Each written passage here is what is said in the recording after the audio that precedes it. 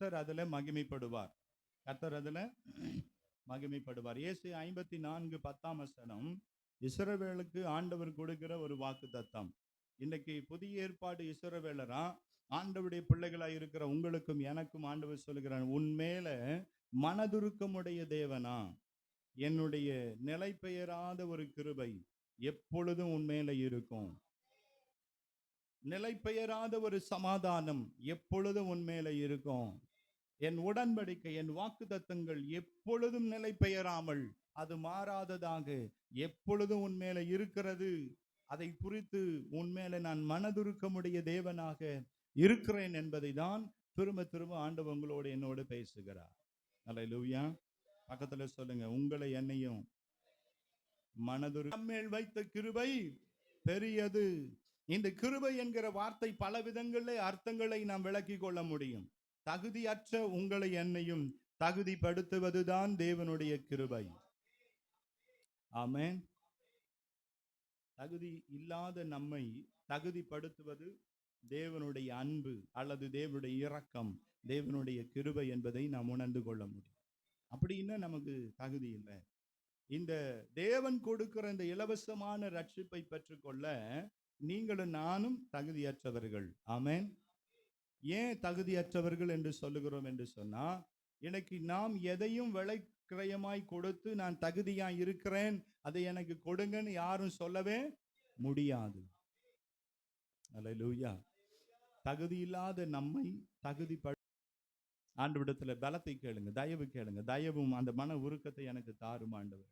பேசுனது தப்புதான், நான் செஞ்சது தப்புதான், ஆண்டவர் என்னை மன்னியும். ஆண்டவரிடத்துல முதல்ல மன்னிப்பு கேளுங்க. இரண்டாவது, யாரை பேசுனீங்களோ அவங்களோட ஒப்புரவாகுங்க, சமாதானமாய் மாறுங்க. அங்கு தேவன் ஒரு பெரிய ஆசீர்வாதத்தை உங்களுக்காக வைத்திருக்கிறார். உங்களுக்கு என்று வர வேண்டிய தடைகள், இன்னைக்கு ஆசீர்வாத தடைகள் எங்க இருக்குன்னா அந்த கசப்புல தான் இருக்கு, மன்னிக்க முடியாத காரியத்துல தான் இருக்கு.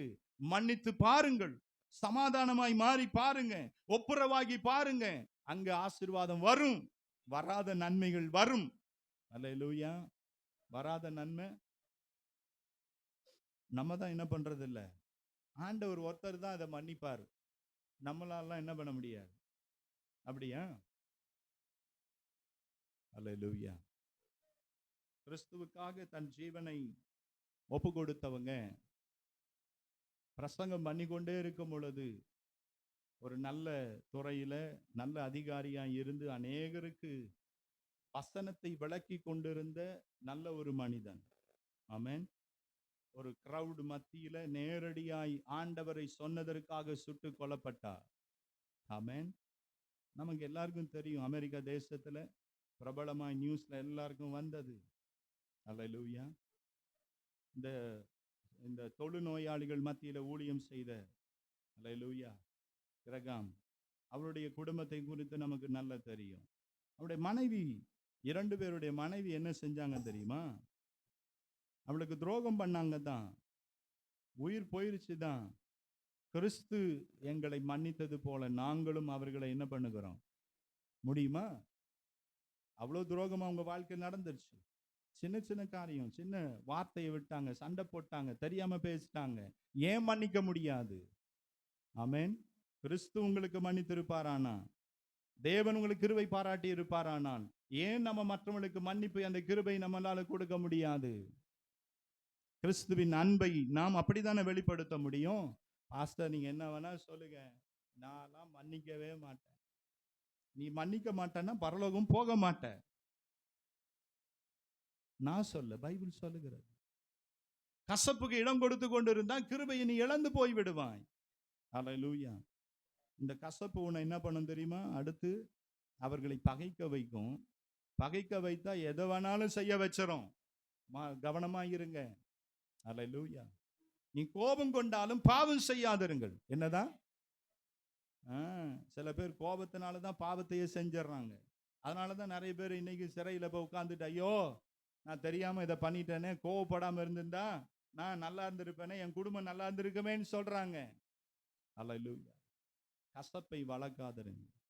வீட்டில் இருக்கிறவங்களும் கசப்பை வேற போட்டுக்கிட்டே என்ன பண்ண, விதைய போட்டுக்கிட்டே இருக்காதீங்க. வெளியில வாங்க. கர்த்தர் உங்களுக்கு கிருபை பாராட்டி இருக்கிற அந்த கிருபை மற்றவங்களுக்கு பாராட்டுங்க. மன்னியுங்கள், ஒருவருக்கொருவர் மன உருக்கமாய் தயவாய் இருந்து கிறிஸ்து உங்களுக்கு மன்னித்தது போல ஒருவரை ஒருவர் என்ன பண்ணுங்க, மன்னியுங்கள். அதுலதான் தேவ கிருபையை நாம் பற்றி கொள்ள முடியும். உங்களுக்கு வர வேண்டிய நன்மைகள் ஆசீர்வாதங்கள் வரும், மறந்து விடாதிருங்க.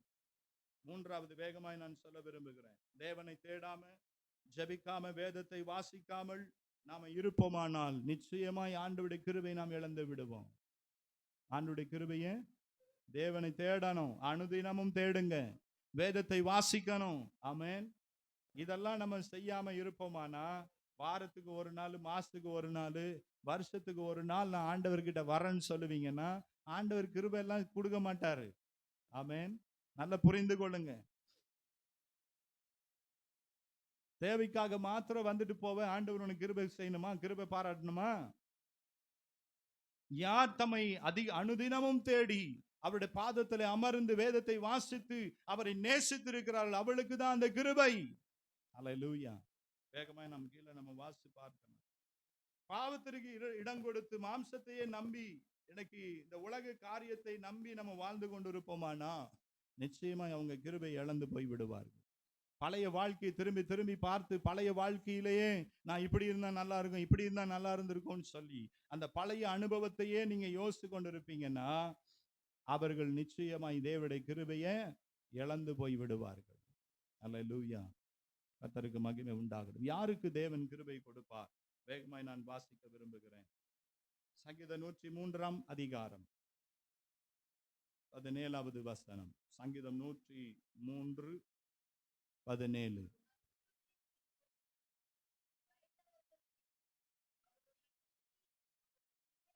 கர்த்தருடைய கிருபை யாரு மேல இருக்கிறது? யாருக்கு ஆண்டவர் கொடுக்கிறாரு? அவருக்கு பயந்து. இன்னும் நீதிமொழியில் சொல்றாரு, அவருக்கு பயந்து அவருக்கு காத்திருக்கிறவர்கள் மேல கர்த்தருடைய கிருபை அவர்களை சூழ்ந்து கொள்ளும். ஆமென். நீ கர்த்தருக்கு பயந்து நடப்பாயானால் கர்த்தருடைய கிருபை உன்மேல இருக்கும். நீ போற இடத்துல தயவு உண்டாகும். கர்த்தர் உன் காரியங்களை வாய்க்க பண்ணுவான். அல்லேலூயா. கர்த்தருக்கு பயப்படுகிற பயம் நம்ம வாழ்க்கையில இருக்குதா? வெறும் ஞாயிற்றுக்கிழமை மாத்திரம் பயந்து பைபிள் எடுத்துக்கிட்டு வரோமா? இல்ல அனுதினமும் ஆண்டவருக்கு பயப்படுகிற பயத்தினாலே நாம் நிறைந்திருக்கிறோமா?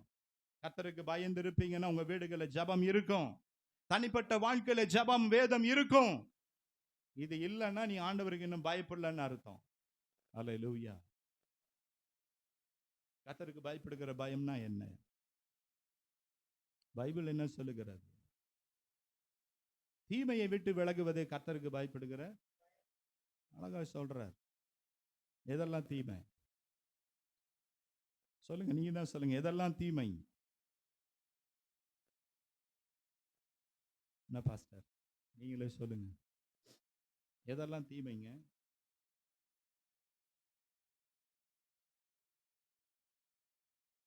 கர்த்தருடைய பார்வை எனக்கு 2 பக்கமும் இருக்குது. ஒரே பக்கம் பார்க்கிறவர் அல்ல, 2 பக்கமும் பார்க்கிறவர் தான். ஆமென்.